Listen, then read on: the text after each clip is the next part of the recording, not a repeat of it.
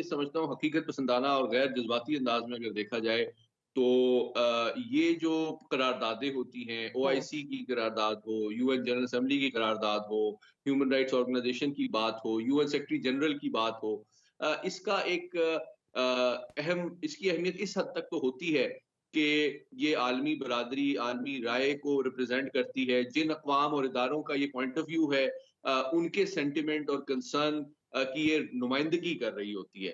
لیکن یہ فیصلہ کن اثر بدقسمتی سے اس لیے نہیں رکھتی کہ جنگ کی جی جو سب سے بڑی حقیقت ہوتی ہے جناب، وہ یہ ہوتی ہے کہ کیا آپ جو جارے ہے اس کی جو کاسٹ آف اگریشن اور آکوپیشن ہے اس کو بڑھا سکتے ہیں یا نہیں۔ ہمارے ساتھ موجود ہیں عالمی امور کے ماہر سید محمد علی صاحب۔ ویلکم ٹو سنو پاکستان سر۔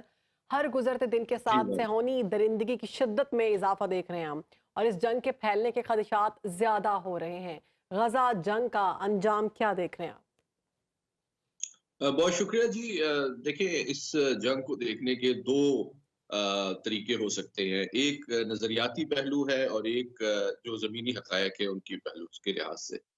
جو نظریاتی پہلو ہے وہ بالکل واضح ہے کہ ایک جانب جو ہے ظلم و بربریت کی انتہا ہے اور دوسری طرف صبر اور استقامت کی انتہا ہے۔ جی ایک طرف جو ہے وہ عالمی قوانین، عالمی ادارے، عالمی جو برادری ہے اس کی جانب سے تشویش اور کنڈمنیشن ہے، جبکہ دوسری جانب جو ہے ان قوانین اور اداروں کی جو کالز ہیں، یو این ریزولوشنز ہیں، ان کو بالکل وائلیٹ بھی کیا جا رہا ہے اور بالائے طاق بھی رکھا جا رہا ہے۔ ایک جانب آپ دیکھ رہے ہیں ہیومن رائٹس کی کوئی کسی قسم کے کسی قانون کی، کسی لا کی کوئی پاسداری نہیں کی جا رہی، بلکہ آپ جانتی ہیں کہ 100 سے زیادہ یو این کے جو ورکرز ہیں وہ جی بھی اپنی جانوں گنوا سے چکے ہیں۔ گئے ہیں ان حملوں میں۔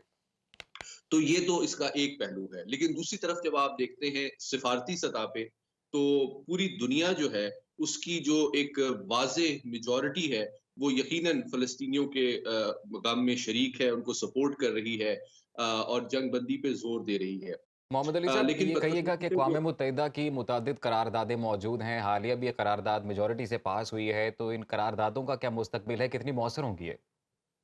جی دیکھیے، یہ جو جنرل اسمبلی کی قراردادیں ہوتی ہیں ان کا سیاسی اور ایک طرح سے جو مورل پریشر ہوتا ہے وہ بہت ہوتا ہے، کیونکہ دنیا کی دیکھیں 193 ریاستوں میں سے اکثر ریاستیں جو ہیں وہ جنگ بندی پر زور دے رہی ہیں اور فلسطینیوں کی جو صورتحال ہے اس پہ تشویش کا اظہار کر رہی ہیں۔ لیکن بدقسمتی سے جو تصویراتی حقیقت ہے وہ یہ ہے کہ جو فیصلہ ساز فورم ہے اقوام متحدہ کا جی وہ سیکورٹی کونسل ہے، بالکل۔ اور اس میں چونکہ آپ جانتے ہیں کہ بڑی طاقتوں کو ویٹو کا اختیار حاصل ہے، تو ابھی حال میں بھی جو سیکورٹی کونسل میں ریزولوشن آئی اس کو امریکہ نے آپ جانتے ہیں ویٹو کر دیا تھا۔ البتہ امریکہ کی جو پالیسی ہے وہ تین اعتبار سے دیکھی جا سکتی ہے۔ ایک جانب وہ پبلک پریشر اور پبلک سینٹیمنٹ کو مد نظر رکھتے ہوئے تھوڑا سا اپنے بیانیوں کو انہوں نے میں تبدیلی لائی ہے اور جی احتیاط برتی ہے کہ جنگ بندی کے اوپر تھوڑی سی بات کر رہے ہیں، ہیومن رائٹس کے اوپر، سویلینز کی ٹارگیٹنگ کے اوپر۔ لیکن دوسری جانب جب آپ تصویراتی حقیقت دیکھتے ہیں تو وہ 14 ارب ڈالر کی انہوں نے پاس کی ہے جنگی امداد، دفاعی اکوپمنٹ، ویپن سسٹم، ایمونیشن اور وہ تمام ہتھیار جو کہ فلسطین کے خلاف استعمال ہو رہے ہیں۔ یہ دوسری حقیقت ہے۔ ہوں اور تیسری حقیقت یہ ہے کہ سفارتی سطح پہ بھی جنگ بندی کی امریکہ مخالفت کر رہا ہے۔ تو ٹھیک۔ جب آپ ان تینوں معاملات کو جامع انداز محمد میں علی صاحب، دیکھتے ہیں ابھی تو آپ کو حقیقت نظر امریکی آتی ہے۔ صدر کے جو بیانات آ رہے ہیں اس جنگ کو لے کر، آپ کو لگ رہا ہے کہ اب ایک رفٹ پیدا ہو چکی ہے اسرائیل اور امریکہ کے بیچ میں؟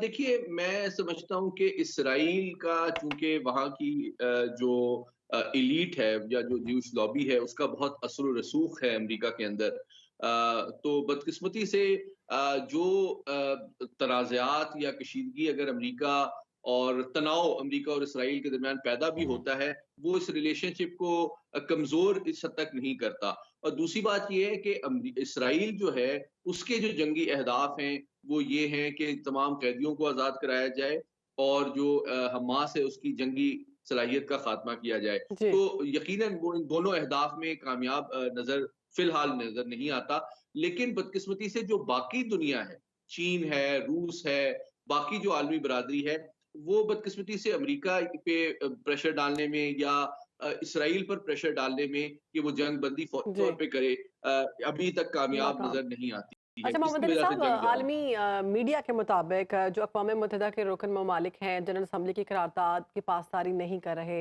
और ये सिर्फ सियासी एतबार से ही वज़न रखती हैं, तो फिर क्या फ़ायदा है इन्हें करारदादों का? देखिए मैं ये समझता हूँ हकीकत पसंदाना और गैर जज्बाती अंदाज में अगर देखा जाए तो ये जो करारदादें होती हैं, हुँ, ओआईसी की करारदाद हो, यूएन जनरल असेंबली की करारदाद हो, ह्यूमन राइट्स ऑर्गेनाइजेशन की बात हो, यूएन सेक्रेटरी जनरल की बात हो, इसका एक इसकी अहमियत इस हद तक तो होती है कि ये आलमी बरादरी, आलमी राय को रिप्रेजेंट करती है। जिन अक़वाम और इदारों का ये पॉइंट ऑफ व्यू है, उनके सेंटिमेंट और कंसर्न की ये नुमाइंदगी कर रही होती है। लेकिन ये फैसला कुन असर बदकिस्मती से उस इसलिए नहीं रखती कि जंग की जी, जो सबसे बड़ी हकीकत होती है जनाब, वो ये होती है कि क्या आप जो जारे है उसकी जो कॉस्ट ऑफ अग्रेशन और ऑक्यूपेशन है उसको बढ़ा सकते हैं या हुँ, नहीं। हुँ, तो वो दो एतबार से ही हो सकती है कि या तो इसराइल पर तमाम उसकी दिफाई इमदाद बंद कर दी जाए या उसके ऊपर बहुत बड़े पैमाने पे तो दिफ़ाई आलमी सतह इमदाद पे बंद करेंगे तो वेपन माशी इंडस्ट्री पाबंदियां कैसे लगेंगी। चलेगी? ये बताइएगा मोहम्मद अली साहब के नेतन्याहू फ़लस्तीनी दुश्मनी में इतने अंधे हो चुके हैं कि अभी 13 मिनट्स हुए हैं बस, अभी सीएनएन ने एक रिपोर्ट पब्लिश की है जी, डम बम्स के नाम से। उन्होंने कहा है कि अनगाइडेड, अनप्रिसाइज़ जो एयर टू ग्राउंड मिसाइल्स हैं, वो फेंके गए हैं इज़राइल की जानिब से फ़लस्तीन पे। यानी कि सिविलियन जी बिल्कुल। कैजुअल्टीज़ किस कदर हुई हैं इस मामले में? जी, बिल्कुल ऐसे ही है और देखें ये 21वीं सदी का एक बहुत बड़ा हमारे लिए लेसन भी है कि देखें हमारी आँखों के सामने जो मग़रबी इख़लाक़ और रवायात, ह्यूमन राइट्स जी और हाँ, कानून का जो पूरा निज़ाम है, वो किसी हद तक इस जंग के नतीजे में एक्सपोज़ हो रहा तो है कि ढोंग उसकी रचाया जाता है। असल हकीकत क्या है। अब बिल्कुल। जंगी कवानीन की जिस तरह से ये नेतन्याहू खिलाफ वर्जी कर रहा है, मोहम्मद अली साहब, इसको कटहरे में कौन लेकर आएगा? जी, बिल्कुल ऐसे ही है। मैं समझता हूँ कि ये आलमी कानून, आलमी बिरादरी और आलमी इदारों के लिए एक बहुत बड़ा लिटमस टेस्ट है कि अगर वो तवक्को करते हैं एग्जैक्टली exactly. कि दूसरी जंग अज़ीम के बाद जो ये निज़ाम आलमी निज़ाम मुरतब किया गया था, इस पे जो डेवलपिंग वर्ल्ड है, जो ग्लोबल साउथ है, वो ट्रस्ट करे, इस पे रिलाय करे और इसका हिस्सा बनी रहे, तो मैं समझता हूँ कि ये एक बहुत बड़ा चैलेंज है। क्योंकि अब आप देखें आलमी निज़ाम में जो तब्दीलियाँ आ रही हैं चीन और रूस के इमरजेंस की वजह से, उसके नतीजे में मैं समझता हूँ कि दुनिया में जो पोलराइजेशन है उसमें इज़ाफ़ा होगा। क्योंकि पोलराइजेशन जब में इज़ाफ़ा होगा। डेवलपिंग वर्ल्ड मोहम्मद को अली साहब, अभी वर्ल्ड वॉर 2 का आपने ज़िक्र किया, तो उसमें एक एग्ज़ाम्पल है हमारे सामने कि नाज़ीज़ के अगेंस्ट एलाइड जो इत्तेहाद बना था, वो कितना मौअसर बना था।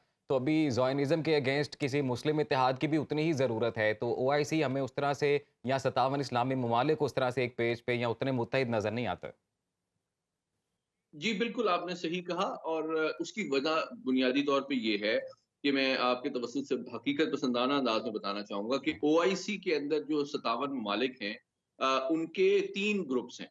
एक ग्रुप वो है जो कि आप जानते हैं जो जिनकी एक शुरू से डे 1 से जिसमें पाकिस्तान सफ़े अव्वल है, जी वो उनकी नज़रियाती पोज़ीशन है इसराइल के हवाले से एक गासिब रियासत के तौर पे, जिन्होंने ना तो उसके साथ कोई ताल्लुकात इस्तवार किए हैं, ना कोई रवाबित हैं।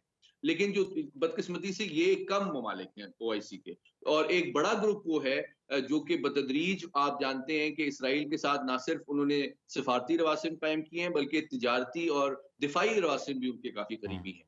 ठीक जबकि जो तीसरा ग्रुप है ओआईसी के मुस्लिम ममालिक का वो है जो कि अब्राहम अकॉर्ड के बाद बतदरीज दूसरे ग्रुप में शामिल होना चाह रहे थे और चाह रहे थे कि वो इसराइल के साथ नॉर्मल ताल्लुकात कायम करे। तो इस जंग के नतीजे में अब अवामी प्रेशर की वजह से उनके लिए दूसरे ग्रुप में शामिल होना मुश्किल हो गया है। हम्म लेकिन चूंकि ये 3 ग्रुप साइमल्टेनियसली एग्जिस्ट करते हैं, इसलिए कंसेंसस होना कि तमाम हुँ। मुस्लिम ममालिक अपने ताल्लुकात मुनक़ता कर ठीक लें और पहले ग्रुप में शामिल हो जाएं और इसराइल के ऊपर पाबंदियां लगाएं और मगरिब के ऊपर प्रेशराइज करें कि जनाब इसके तो साथ खैर, ये दिफाई वर्ल्ड ताल्लुक वॉर 2 में जिस बहाल तरह कर से दें। पर्ल हार्बर उस वाला वक्त तक इंसिडेंट था और फिर अमेरिका इन्वॉल्व हुआ, इस तरह से कोई हादसा क्या दरकार है कि ये तमाम 57 ममालिक एक पेज पर आएँगे? हम्म अ, बदकिस्मती से देखिए एक हकीकत ये है कि हर मुल्क की चूंकि सॉवरन है, उसकी अपनी खारजा पॉलिसी है, अपने मफादात हैं, अपनी तरजीहात हैं, तो इन सब का ان کو ملنا تو چاہیے نظریات کے اعتبار سے، جذبات کے اعتبار سے، کامن کنسرن کے اعتبار سے، لیکن بدقسمتی سے جو جیو پولیٹیکل اور جیو اکنامک ان کے مفادات ہیں، ٹھیک، اور پھر ان کو یہ بھی احتمال ہے، مجھے کہنے دیجئے کہ وہ ایک حد سے زیادہ عالمی طاقتوں کو ناراض بھی نہیں کرنا چاہتے. ان کا بالکل یہ بہت خیال ہے کہ شکریہ اگر محمد علی صاحب، آپ ہمارے ساتھ موجود تھے اور اس پر اہم آپ ٹاپک تجزیہ دے رہے تھے. اب دیکھنا یہ ہوگا کہ جو 57 ممالک ہیں یہ کس طرح سے ایک ہوتے ہیں، کس طرح سے ایک پیج پر آتے ہیں. آپ کہیں بھی ہوں، وقت کوئی بھی ہو، باخبر رہیے دنیا کے حالات و واقعات سے. ابھی سبسکرائب کیجئے سنو نیوز کے یوٹیوب چینل کو اور کلک کریں بیل آئیکن کو تاکہ آپ ہمیشہ باخبر رہ سکیں.